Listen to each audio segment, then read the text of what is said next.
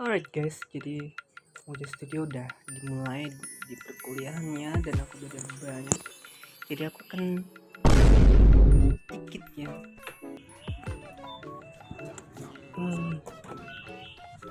soal workflow.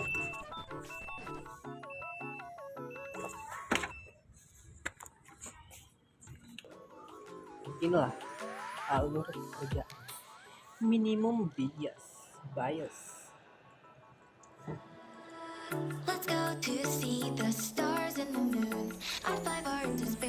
Oke geng, jadi sebetulnya aku buat video ini itu untuk ini aja ya, mendokumentasikan kerjaanku di sini. Mumpung ada dorongan kan dari perkuliahan, jadi terciptalah formula-formula ya dalam memproduksi gitu ya. Kita butuh awal untuk memulai, dan aku nggak mau ngelupain hal-hal yang ketemu di sini ya.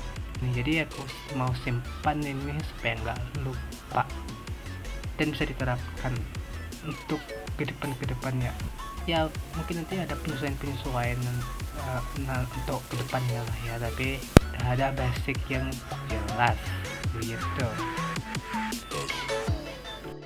Oke, ini untuk penjelasan lebih kompleksnya ya. Yuk lihat shoot ini dengan animasinya.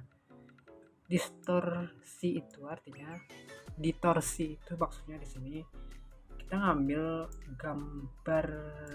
satu gambar untuk frame selanjutnya, jadi nggak dibuat ulang tapi dimodifikasi dengan ya cara lebih seringnya aku nyebutnya istilahnya semi aktif, dianimasikan secara semi aktif, nggak digambar ulang tapi dimodifikasi sesuai kebutuhan. Kayak misalkan kita lihat sini, ini kita variabelnya porta ya. Di sini bisa dilihat dari titik porta itu kita mau buat distorsi untuk frame selanjutnya. Ya, jadi garis agak melengkung ke atas ya, supaya nggak dimaknai ini sebagai distorsi dari yang atas, tapi ini distorsi dari fase X. Nah, seperti bisa kita lihat di sini, titik porta itu ada setelah ini animasi pasif guys, tapi agak sedikit dimodifikasi sih kemiringannya. Di sini dan di frame selanjutnya kita bakal buat visual dimana si kakek ini yang jalan terkejut. Nah, di frame ini bagaimana kita buat visual dari gambaran ini ada untuk bertransformasi menyerupai frame yang ini. Kita ambil dari gambar yang ini tapi nggak dibuat ulang supaya konsistensinya dapat. Di sini ya, jangan lupa ini porta, ini kita distorsikan. Nah, begitu. Model begini ini animasi semi aktif aku sebutnya guys. Untuk lebih mudah gimana meninjaunya, hidupin ini dulu onion skin. Nah, begitu kita ngikutin yang begini nih, kita sesuaiin aja.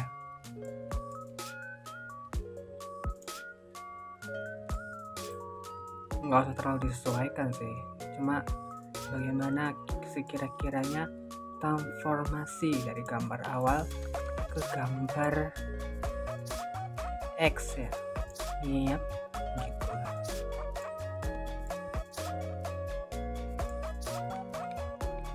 Pastikan juga jangan sampai ini melenci gambaran awal. Harusnya garis yang awal itu yang biru, yang di depannya itu yang hijau. Jadi pastikan ini ada di antaranya gitu. Dan begitu animasinya yang kasar agak sedikit menghalus gitu.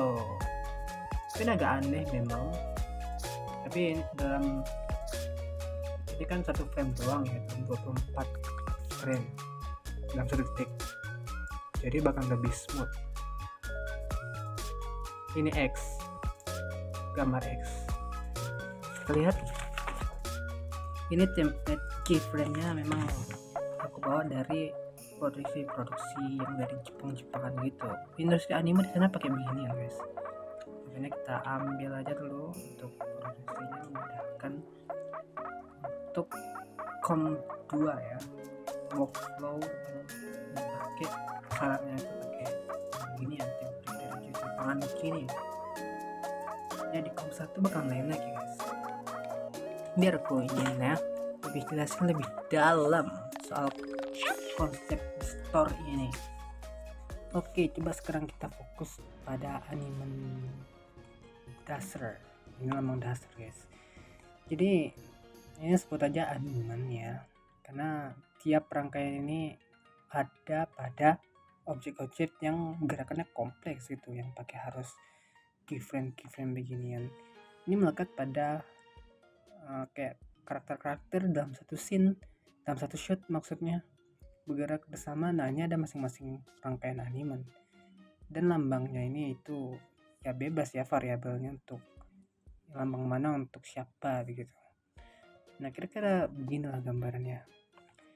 Jadi rangkaiannya bisa macam-macam, dari titik satu ke titik akhirnya, titik gitu. Nah pada titik akhir ini memang nggak langsung berhenti gitu ya, ada easy out easy in dalam prinsip animasi itu. Jadi ada peredam sedikit untuk berhenti, nggak serta merta berhenti, tapi ada ada prosesnya untuk berhenti sempurna gitu. Itu ditorsiin aja supaya nggak capek gambar ulang yang kan. Nah dalam prosesnya ini ya bisa aja lebih kompleks gitu ya. Nah lebih panjang lagi, ada titik poin lain, bisa dilihat sini. Ini variabelnya ya, bisa taruh lambang apa aja yang mudah digambar. Nah taruh aja, bisa taruh A, B, C seperti yang kayak tadi yang enggak di template itu yang enggak. Nah N ini adalah konstantanya, jadi ini titik poin berapa dalam variabel ini gitu yang kompleks. Bisa aja ada banyak gitu. Terus di sini ada X yang kayak tadi juga. X itu ya ini titik-titik pos penting juga dalam penggambarannya gitu. Yang garis miring ini gambar pelengkap atau GP aja kita singkat. Itu yang begini-gini tuh, yang tanda-tanda begini. Nah bisa aja ini lebih kompleks lagi ya, jadi lebih besar lagi aja bisa skalanya begitu. Saya lihat lagi di sini. Nah ini yang aku maksud, ini harus benar-benar diteliti baik-baik, diidentifikasi dengan baik oleh para kru animator ya. Jadi dari gambar ini, gambar pelengkap ini, itu distorsinya sampai frame ini. Di frame ini udah diambil dari gambar yang ini. Gambar ini distorsiin ke sini. Bagaimana gambaran antara mereka gitu, antara yang udah ditorsi dari sini, ambil gambar dari sini, buat bagaimana perantaranya kayak tadi lah. Nah ini X, gambar titik poin yang penting juga. Jadi sebut aja titik poin kecil lah bisa dibilang, atau TPK ya singkatannya, kira-kira begitu. Nah pedalnya panjang, bisa aja kayak fake animation gitu. Nah perlu ada banyak animen, ada banyak ini ya, rangkaian yang berbagai macam beda-beda. Jadi ini penting untuk koordinasi pemproduksiannya ya, biar terkoordinasi dengan baik. Nah, sama juga kayak ya, ini variabel. Nah sama seperti kayak animen pada Puris. Ini memang Puris. Yang begini nih kok kenapa ini itu Puris sebut aja gitu ya. sama, rangkainya bisa beda-beda. Titik poinnya ada berapa banyak, itu disesuaikan dengan keperluannya. Jadi ini kompleks. Ini harus benar dikenal, ini adalah caraku biar nanti kedepannya bisa nyatu gitu. Kira-kira begitulah. Bidang itu merupakan ranahku ya, bidang dimana aku menempatin diri sebagai si paling-paling.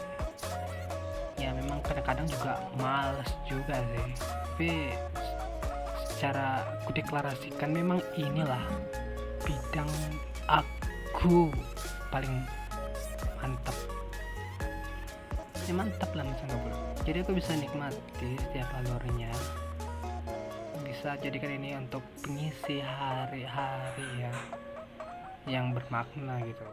Jadi peran dari laptop ini sebagai divisi 2 ya, yaitu background artist, menyiapkan background untuk shoot yang nanti bakalan diisi sama karakternya yang udah dianimasikan di sini oleh divisi 3, yaitu PC yang di kamar aku itu. Di situ proses penganimasiannya semuanya berdasarkan ini nih, storyline ya, dan mengacu pada storyboard itu strukturnya gimana shootnya gitu.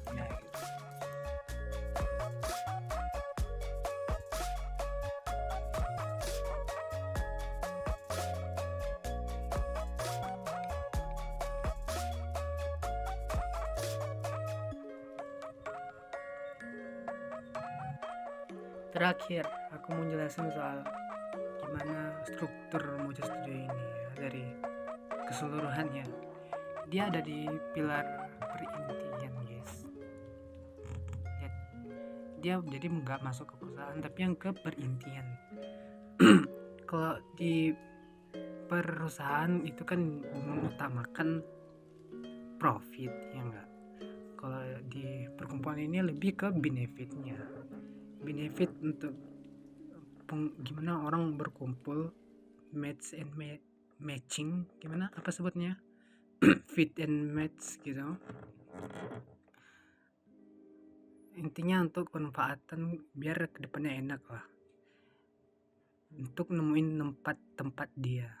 Nah Mojo ini di pertengahan antara profit dan benefit, itu pasti ada jalur tengahnya, garis tengahnya yang paling yang gimana, semua itu ada garis merah yang paling benar guys.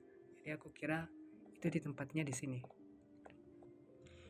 Ini merupakan struktur yang ciri khasnya ya dalam satuan Mercedes, yaitu formasi 4.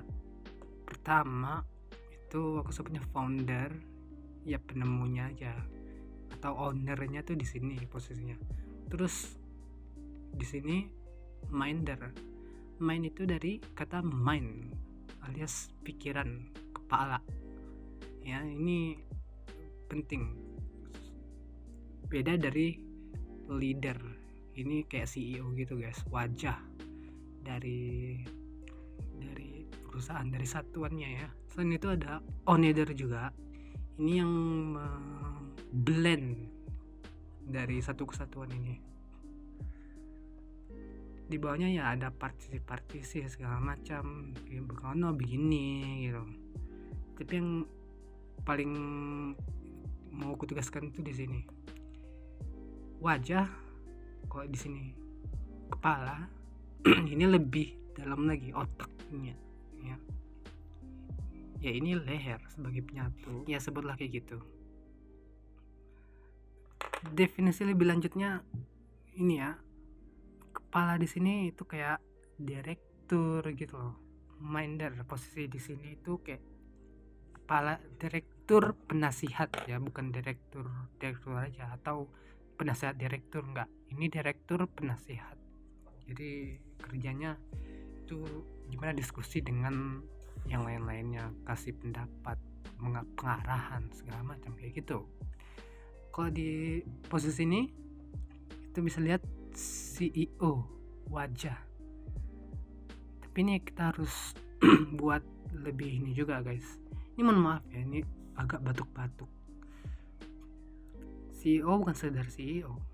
Yang dari posisi formasi 4 ini kita harus kasih nilai tambah, yaitu CEO in team. K ini melingkupi semuanya, semua partisi di sini. Bisa aja ikatan ada ikatan di satu partisi. Bisa aja di situ ada CEO juga, CEO yang bertanggung jawab di sana, ya kan? Tapi di sini yang dari formasi 4 itu lebih atas lagi, CEO in team. Dan kemudian founder, owner, atau juga komisaris agung, ya, garis bawahi semuanya ini. Jadi ada nilai tambah dari yang udah dinamain sama orang-orang umum ini. Jadi formasi 4 ini bisa memberikan makna lebih lah. Berikut apa-apa yang udah tercatat ya dari satuan-satuan dari Mercedes, kira-kira gitu. Dan untuk projectnya ya, itu hasilnya, outputnya udah bisa dilihat di channel Mirja SFH. Di sana udah diupload tuh hasilnya, bisa dicek. Itu ini guys, channel personal ya. Itu channel personal, beda dari yang di sini. Di sini kan channel pribadi. Jadi ceknya itu di sana. Sekalian juga itu linknya ada di bawah, cek aja langsung. Dan juga itu ada link penjabaran lebih lanjut soal gimana Moja Studio ini ya. Udah, sekian. Terima kasih karena sudah menyimak. Semangat jalani hidup, jangan lupa bahagia, sehat selalu. Dah.